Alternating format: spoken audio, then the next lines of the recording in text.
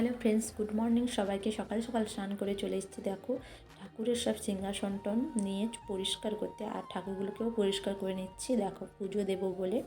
আর দোল পূর্ণিমার অনেক শুভেচ্ছা সবাইকে। সবাই আনন্দ করো, রং খেলো, আর আমিও খেলবো অবশ্যই, তোমাদের সঙ্গে শেয়ার করবো, আর তোমরাও শেয়ার করো। আর আমার দেখো আমি সকাল সকাল দেখো সিংহাসন সব কিছু মেজে ফেলেছি, এবং কালী ঠাকুরের মূর্তি এবং রাধাকৃষ্ণের মূর্তিটা একসঙ্গে রাখি।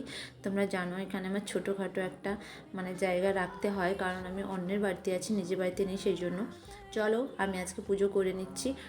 সবগুলোকে পরিষ্কার করে ধুয়ে মুছে নিয়েছি। এবার গঙ্গা জল ছিটিয়ে, আর তোমাদের দাদাভাই আবির নিয়ে এসছে, তাই ভাবলাম প্রথমে ঠাকুরের পায়ে আবির দিয়ে তারপর রং খেলবো। ঠিক আছে, দেখো পূর্ণিমার প্রসাদও নিয়ে এসছে। আর নিচে গিয়েছিলাম ফুল তুলতে, গিয়ে দেখো আমার গালে দিয়ে দিল। আর চলো পুজোটা সেরে নিই, তারপর তোমাদের সঙ্গে কথা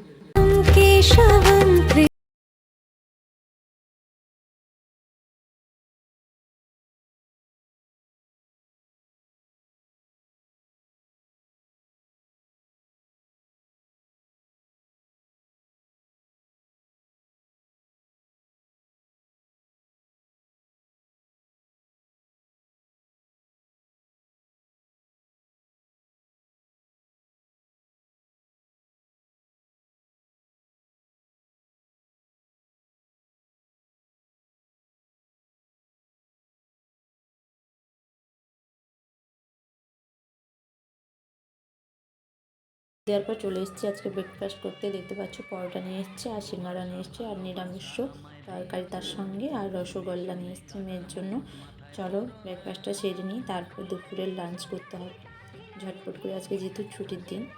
আর খেতে বসে গেছি, দেখতে পাচ্ছ পরোটা।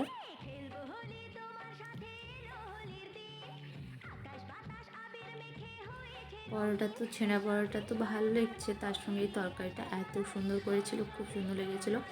আর এটা হচ্ছে সয়াবিন দিয়ে তরকারিটা করেছিল, আলু সয়াবিনের তরকারি দিয়ে পরোটা, দারুণ করেছিল, জাস্ট অসাম। চলো ছটপট করে খেয়ে নিই, তারপর দুপুরে লাঞ্চটাও তো করতে হবে। আর আজকে যেহেতু নিরামিষ, তোমাদের সঙ্গে কথা বলতে বলতে আমার দুপুরের লাঞ্চটাও রেডি হয়ে গেছে। ভাবলাম নিরামিষ সাথে কী রান্না করবো, শুক্তো তো খেতে ইচ্ছে করছে না, দিয়ে আজকে সব ভাজাভুজির উপর দিয়েই করলাম। দেখো আলু ভেজেছি, বেগুন ভাজা করেছি, বড়ি ভেজেছি, আর কলা কাঁচকলা ভেজেছি, আর করেছি উচ্ছে ভাজা। এগুলোই করে ডাল করে দুপুরে খাওয়া দাওয়াটা হয়ে গেলে এখন রং নিয়ে বসে গেছি, বরবাবুকে রং মাখাবো। দেখো টেনে হিজড়ে নিয়ে এসছি, বলছি আগে রং নাও, তারপর দিয়ে রং মাখিয়ে